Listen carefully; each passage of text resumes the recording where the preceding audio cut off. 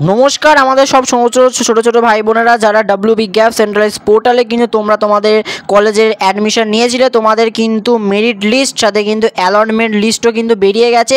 তোমাদের মধ্যে কিন্তু একাধিক ডাউট তৈরি হয়েছে। আমি লাস্ট ভিডিওতে তোমাদের বিভিন্ন কমেন্ট পড়েছি, সেক্ষেত্রে কিন্তু আমি তোমাদের কিন্তু বিভিন্ন ডাউট আমি কিন্তু দেখেছি। সেক্ষেত্রে আমি কিন্তু সমস্ত কমেন্টের রিপ্লাই না করলেও কিন্তু আমি তোমাদের চেষ্টা করব কয়েকটি কমেন্ট ধরে তোমাদের কিন্তু প্রশ্নের সহজে অ্যান্সার দিয়ে দেওয়ার ক্ষেত্রে।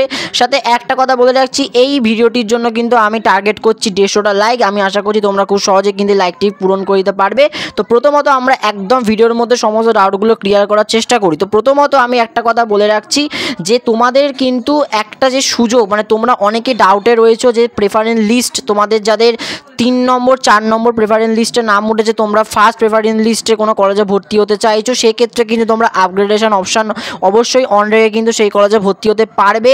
তবে আমি প্রত্যেকটা ভিডিওতে একটা কথা যেটা বলেছি যে তোমরা কিন্তু ওপর থেকে নিচের দিকে আসতে পারবে না, কিন্তু নিচের থেকে ওপরের দিকে তো খুব সহজে যেতে পারবে। অর্থাৎ নিচের কলেজে যদি তোমাদের কোনো কলেজের নাম ওঠে, সেক্ষেত্রে কিন্তু তোমরা ওপরের দিকে যে কোনো কলেজে কিন্তু পরবর্তীকালে আপগ্রেডেশন করতে পারবে। কিন্তু ওপরে কোনো কলেজে তোমার নাম উঠে গেলে সেক্ষেত্রে নিচের কোনো কলেজে কিন্তু তুমি আপগ্রেডেশন করতে পারবে না। এটা আমি প্রত্যেকটা ভিডিওতে বলেছি, এই ভিডিওতেও আশা করছি বলে দিলাম, তোমাদের ডাউট ক্লিয়ার হয়ে গেছে।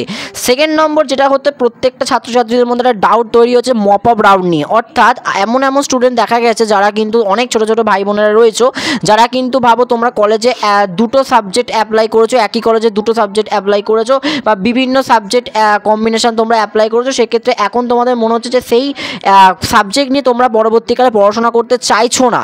সেক্ষেত্রে তোমাদের কি এখন করণীয় হবে? কারণ তোমাদের ফার্স্ট প্রেফারেন্স লিস্টে নাম উঠে গেলে সেক্ষেত্রে সেকেন্ড থার্ড কোনো কলেজে কিন্তু তোমরা অ্যাডমিশন নিতে পারবে না। সেক্ষেত্রে তোমাদের কি করণীয় হতে পারে? তো দেখো, মপ আপ রাউন্ড মানে হচ্ছে কিন্তু ফ্রেশ একটা কিন্তু ফাইনাল কাউন্সেলিং রাউন্ড, যেখানে কিন্তু তোমাদের সমস্ত যে ফেজ 1 ফেজ 2 আপগ্রেডেশন রাউন্ড সমস্ত রাউন্ড শেষ হয়ে যাওয়ার পরেও কিন্তু তোমরা মপ আপ রাউন্ডের মাধ্যম দিয়ে খুব সহজেই কিন্তু তোমাদের কলেজে কিন্তু নতুনভাবে কিন্তু ফ্রেশ অ্যাপ্লিকেশন অ্যাপ্লাই করতে পারবে। সেক্ষেত্রে তোমরা নতুন কলেজ হোক বা তোমরা নতুন যে কোনো সাবজেক্ট কম্বিনেশন চুজ করে খুব সহজে অ্যাপ্লাই করতে পারবে।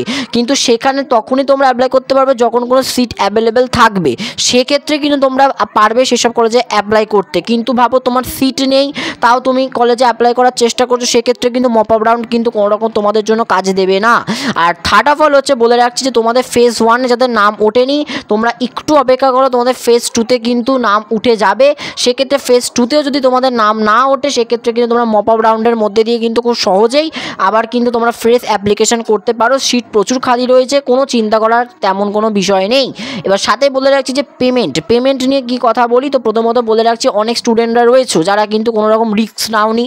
তোমরা যে কলেজে অ্যালোটেড হয়েছে সেই কলেজে তোমরা তোমাদের নাম নথিভুক্ত করে ফেলেছো, কিন্তু পরবর্তীকালে তোমরা ভেবে রেখেছো যে তার পরবর্তীকালে যদি তোমরা তোমাদের কোনো পছন্দের কলেজ না পাও, সেক্ষেত্রে আবার তোমরা মপ আপ রাউন্ডে ফিরে যাবে। সেখানে গিয়ে কিন্তু তোমরা নতুনভাবে কলেজ অ্যাপ্লিকেশন করবে।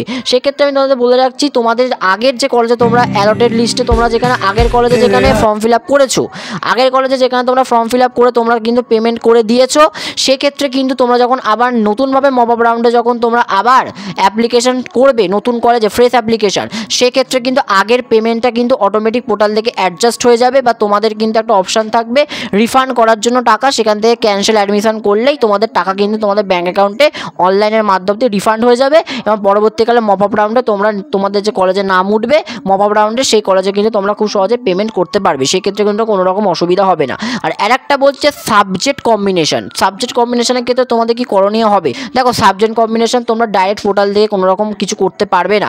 সেক্ষেত্রে আমার ব্যক্তিগত মতামত বা এটা সচরাচর হয়ে যেটা থাকে যে তোমরা কিন্তু যে কলেজে তোমরা সাবজেক্ট কম্বিনেশন চেঞ্জ করতে চাইছো বা অন্য কলেজে তুমি সাবজেক্ট কিন্তু কম্বাইন করতে চাইছো, সেক্ষেত্রে সেই কলেজে কিন্তু পার্সোনালি হেল্পলাইন নাম্বার নিয়ে তোমরা যোগাযোগ করো এবং বলো যে তোমাদের সাবজেক্ট কম্বিনেশন চেঞ্জ করবে। সেক্ষেত্রে কিন্তু কলেজ কর্তৃপক্ষ কিন্তু তোমাদের সমস্ত কিছু ডকুমেন্টস যাচাই করে তোমাদের কিন্তু সেই কলেজে ভর্তি হওয়ার জন্য কিন্তু সুযোগ করে দেবে।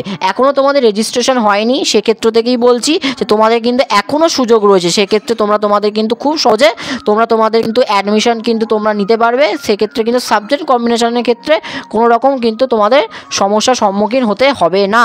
সাথে আরেকটা কথা যেটা বলে রাখছি, তোমরা পরবর্তীকালে মপ আপ লিস্টে যদি মপ আপ রাউন্ডেও যদি তোমাদের কলেজের নাম না ওঠে, সেক্ষেত্রে তুমি কি করতে পারো? তো মপ আপ রাউন্ড হচ্ছে শেষ রাউন্ড, এরপর কিন্তু কোনো রাউন্ড হয় না। সেক্ষেত্রে সেই রাউন্ডেও যদি তোমাদের নাম না ওঠে, সেক্ষেত্রে কিন্তু তোমাদের একটু কিন্তু ব্যাকে চলে যেতে হবে, তবে সেটা কিন্তু হবে না। সবশেষে মপ আপ রাউন্ড তোমরা করে রাখবে। আর আরেকটা কথা বলে রাখছি, তোমরা বর্তমানে যে কলেজে অ্যালটেড হয়ে গেছো, আমি সব ক্ষেত্রে বলবো যে তোমরা কিন্তু অবশ্যই সেই কলেজে কিন্তু তোমরা তোমাদের পেমেন্ট অ্যাডমিশন সেরে রাখো। এটা হচ্ছে সবথেকে সেফ, কারণ পরবর্তীকালে তুমি মপ আপ রাউন্ডে অ্যাপ্লাই করার পর সিট যদি না পাও, সেক্ষেত্রে কিন্তু তোমার এই অ্যাডমিশনটা কিন্তু বর্তমানে যে অ্যাডমিশন তুমি পেয়েছো, অ্যালটেড হয়েছো, সেই অ্যালটেড লিস্ট কিন্তু ক্যান্সেল হয়ে যাবে তোমার নাম। পরবর্তীকালে কিন্তু তুমি আর কলেজে ভর্তি হতে পারবে না, সেক্ষেত্রে কিন্তু একটা বড় বিপদ তোমার জন্য কিন্তু আসতে পারে। সাথে আর একটা কথা বলে রাখছি, তোমাদের কিন্তু সমস্ত পেমেন্ট কিন্তু অনলাইনেই হবে, ভ্যারিফিকেশন কিন্তু শুধুমাত্র ফিজিক্যালি হবে। সেক্ষেত্রে কিন্তু আমি বলে রাখছি, কোনো রকম ভ্যারিফিকেশান কিন্তু অনলাইন হবে না। ডকুমেন্টস কী কী দরকার, সেক্ষেত্রে এখনও পর্যন্ত কলেজ সেভাবে তোমাদেরকে জানিয়ে দেবে কী কী ডকুমেন্টস তোমাদের নিয়ে তোমাদের নির্ধারিত সময়ের মধ্যে কলেজে পৌঁছে যেতে হবে। তো এখনও পর্যন্ত এইটুকুই আপডেট রয়েছে। আমি কিছুটা পয়েন্ট তোমাদেরকে ধরে চেষ্টা করলাম বলে দেওয়ার। এক্ষেত্রে যদি তোমাদের কিছু ডাউট থাকে, আমি আগামীকাল লাইভ আসবো, সেই লাইভের মাধ্যম দিয়ে কিন্তু তোমরা লাইভ চ্যাটের মাধ্যম দিয়ে তোমরা তোমাদের ডাউট ক্লিয়ার করতে পারো। তো আশা করছি আজকের জন্য অসংখ্য ধন্যবাদ ভিডিও দেখার জন্য। তো আজকের জন্য আমরা এখানে ভিডিওটি শেষ করলাম।